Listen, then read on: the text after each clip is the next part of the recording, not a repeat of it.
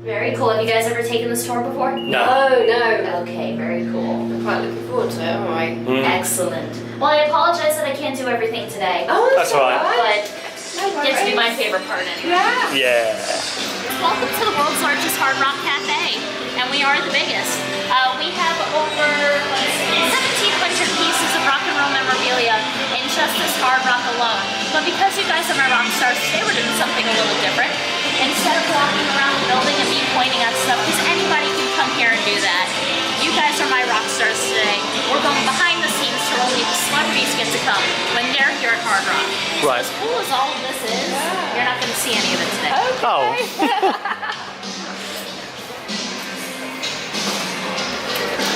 Here in Orlando, we have the largest collection of Beatles memorabilia out of any Hard Rock ever, which I'll be honest with you folks, it's the only reason I work here. Oh, really? I've had the nickname the Beatle Nut since I was 7 years old. Right. Needless to say, I love what I do. Oh. Because what other restaurant in the world can you go to and say, oh, I just had an amazing cheeseburger and get to see an original BOAC air flight menu from 1964 that's signed by all 4 Beatles? Oh, that's You're not going to see this brilliant. anywhere else. And of course, the best part with your coffee, English or American cigarettes. Oh, Yeah. that's just fantastic. Next to it over here, we have this business card from the Quarrymen, which of course was the first band John Lennon started when he was 16. He basically just gathered up a bunch of friends from school and said, okay guys, we're starting a rock and roll group, even though none of them knew how to play any instruments. So John Lennon was introduced to Paul McCartney through a mutual friend, and John was so impressed that Paul knew how to tune a guitar, he asked him to join the band. Paul was only 15 when he met John Lennon. Yeah. And he kind of took on the role of the businessman and said, okay guys, we need to be professionals, we need business cards. So 15-year-old Paul McCartney had these printed in 1958. Wow. Oh. That's nice. And as we keep going, the stuff just gets more weird. Over here we actually have a certified copy of John Lennon and Yoko Ono's marriage license. Why? Because we're hard rock and we can. It's a really fun document to read through. You can see here's both John and Yoko's second marriages, and here in the age column that Yoko was 8 years older than John. So she's kind of like the original cougar if you think about it. Yes, yeah, you're right there. It's cool because Hard Rock does have the original marriage certificate, or at least the copy that Yoko Ono owned. If you guys should ever go to the Hard Rock that's in Universal Studios in Hollywood, that's where it's at. So it's cool to say we have the twin. Yeah, Right, yeah. Here on our left-hand side, we have an original John Lennon. This was drawn when John and Yoko were on their honeymoon protesting against the Vietnam War. So John, of course, would take these big pieces of poster board, scribble something really quick, hang it on the wall of the hotel, and then invite the press to come in and interview them and take photos. So these would be in the background of any picture you took of the two of them, which gave, of course, the overall message John wanted to put out there of peace and love.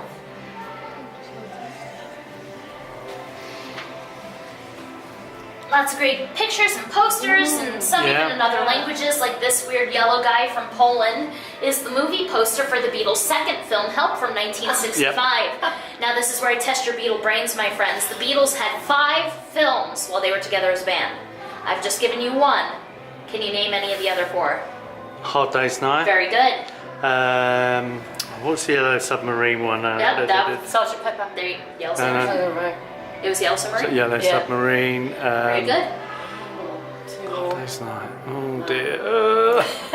Your brain goes. All right, you're missing Magical Mystery Tour. That's it, Magical Mystery Tour. And Let It Be. Let It Be, yeah. Oh, there you are. This little guy right over here is one of the many cardboard cutouts that was used on the Sgt. Pepper album cover in '67. Next time you take a look at the cover, look at the bottom right-hand corner next to George Harrison's leg. You'll see this little guy. And later on, it was signed by all 4 of them. Alright. Hello, interruption. Go ahead. Huh? What was that? Yeah, that's great. Are you on a tour right now? Yes, I am. Target tour? Yes, I did. To Marcia? Yeah, sure, why not? Oh, I'm gonna send them up the stairs. Okay. Alright. Got another 2? Get a couple to join us. Don't need them to wait a half hour. Oh, it's No. cool. You can hear them doing sound checking. Oh, that's what the noise was. Yeah, I thought. You're listening to Yes.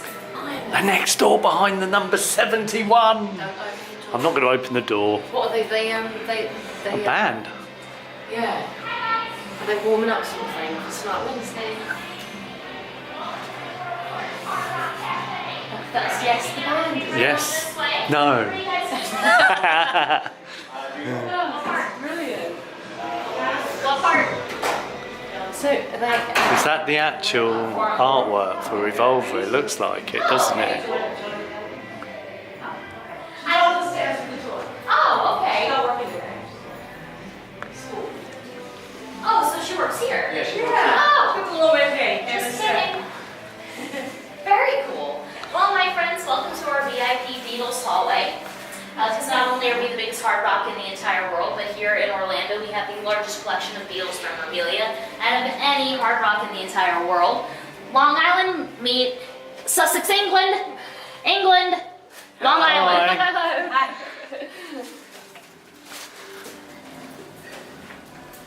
All kinds of great stuff down this way. Lots of great pictures and posters and garden gnomes. All kinds of fun stuff. But my friends, we come down to the end of the Beatles Hallway where we stumble upon door 71, which takes us into our VIP lounge. So anytime that we have celebrities on property or shows going on next door or Patrick. Sorry, folks. Hi, is this where the party's at? Yes, that is Yeah, where come the on. party's at. Pop them open. We're ready to go. Rock and I roll. love it. I love the camera mustache right there on the top. Got a fun crowd. Thank you. I'll put this in the chiller for you. Oh, thank you. I appreciate it. So guys, as I was saying, this is truly where we hide everyone. So I've got the key. We're hanging out in here too, because there's no better way than to come through the Beatles hallway than to enter a very dark John Lennon room. Let me turn on the lights. And there's a band rehearsing.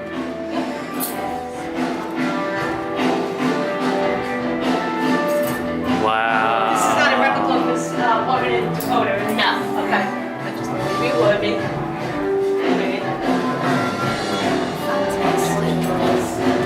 John Anderson and Yeah, what are they playing on? Wakeman are coming. That's them. I know. I'll believe Tomorrow, you. we're not going to be here. I'm a big Sorry. Yes fan I anyhow. met Steve Howe once. He was really mean to me. I was 10. He's a mean old man. It's so nice. Yeah, right. So of course, the cool thing about the room are the pieces that you see in here. At one point in time or another belonged to the Lennons, because Hard Rock has an awesome partnership with Yoko Ono, and we work with her on a charity called Imagine There's No Hunger. So we have stuff from one of John's famous white linen suits. No, he wasn't that short. It's just the mannequin, I swear. To my number one all-time favorite piece of memorabilia in this whole building is John Lennon's favorite couch. John owned this couch in his home in Surrey from 1965 to 1969. And this is where John would relax, hang out, read the newspaper, maybe even eat a bowl of cornflakes, because guys, if I've taught you anything today, John Lennon's favorite food was cornflakes. And of course, this is where John would write. So whether it be poetry, lyrics, or the little doodles that John loved to draw, this is where it would happen.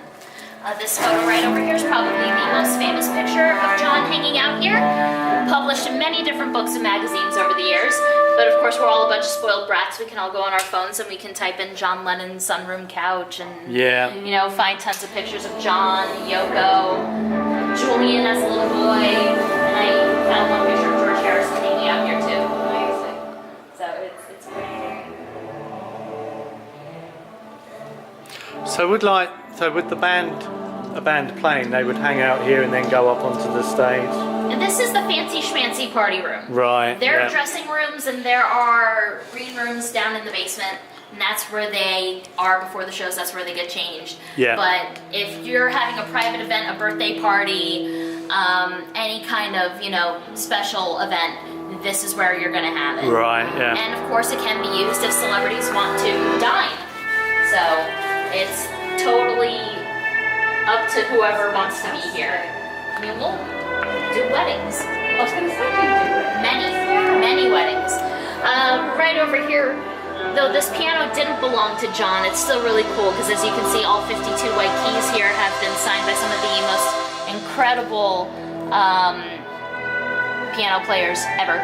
Yeah. Hard Rock got this in 1991 with Give Kids the World, great local organization. And what they did is they took off the keys, sent them out to each artist. They were signed, put back on, and then it was sold at auction. You know how to do panorama on your phone? I'm not savvy with this one. Check this out. Check this out. You get a free phone lesson. Watch this. I'll be the roundabout. That's really them. It's Wakeman and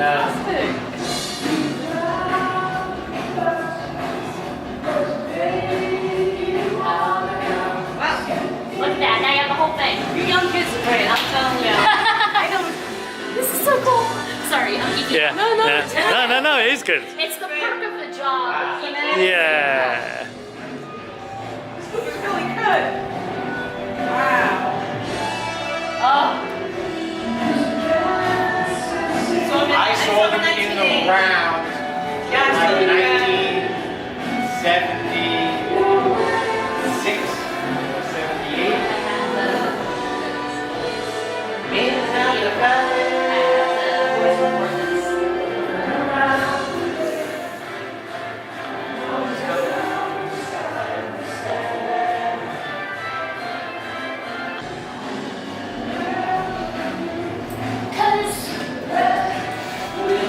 This is the only time, why can I think of the guy's name right now? The lead vocalist. It's the only time he's ever reunited with any other members, right? Right. Yeah. Because It's been like like almost Steve 30 Howe, years. John Anderson. Thank you. John Anderson. That's crazy to hear the voice, like, As a teenager, I was a Yes fanatic. And I see Madison Square Garden in the round in New York City. They had the stage that moved. Right. It was the first time they did. The whole band moved. I don't know what. Madison Square Garden was one smoke cloud. I It was the don't 70s. remember what show my phone. Well, because we can't go into the venue, that means we can spend more time in here if you like. So, any questions you folks have or anything, we get to hang out in here. All right. Yeah. So it's kind of like a double-edged sword. It's like we can't go in the venue, but we can listen to Yes. Yeah.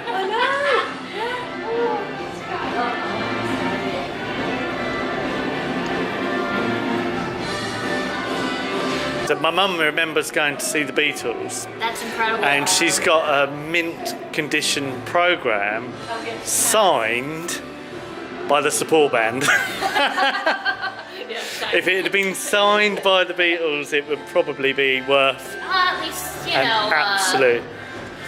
I don't know, 6 figures. Really? Absolutely. That program that's signed by all 4 of them out there, the BOAC Air Flight menu, it's 6 figures. Right. Yeah. Because Oh, wow. you just would not find But this then stuff. that must still be worth something, even if it's by the support band, because it's still part of history. Who was the opener? I can't anybody remember cool? now. Like the Searchers or the Foremost, or, I mean, those are lots I of wouldn't know bands who that- they are actually. Yeah. I'd have to ask We'll her. have to text his mum and we'll come back and tell you. There you go. Won't Yeah. we? On the opposite side of this wall are the balcony seats. It's like stadium Oh, movie right. theater Yeah, style, yeah. and then the stage is just on the other side. So that's how you can hear it so well. Oh, brilliant. Yeah. Oh, now I really want to go to the show tomorrow, but I'm working. Oh, No. Hearing that was just cool.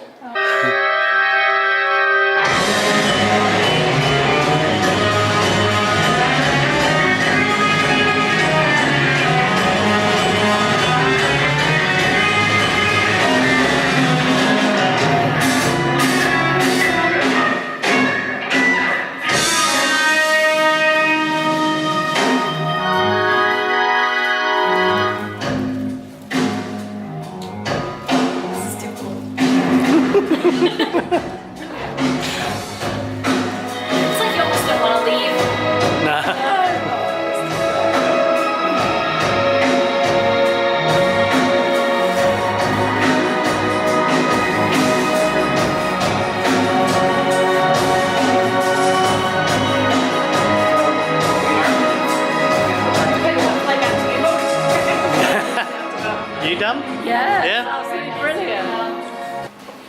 Well, my friends, I'm glad I at least got to show you something and we got to listen to a little kick-ass music. So, Thank you very much. you're very welcome, Thank you guys. very much. I want to get the marriage certificate. Yep.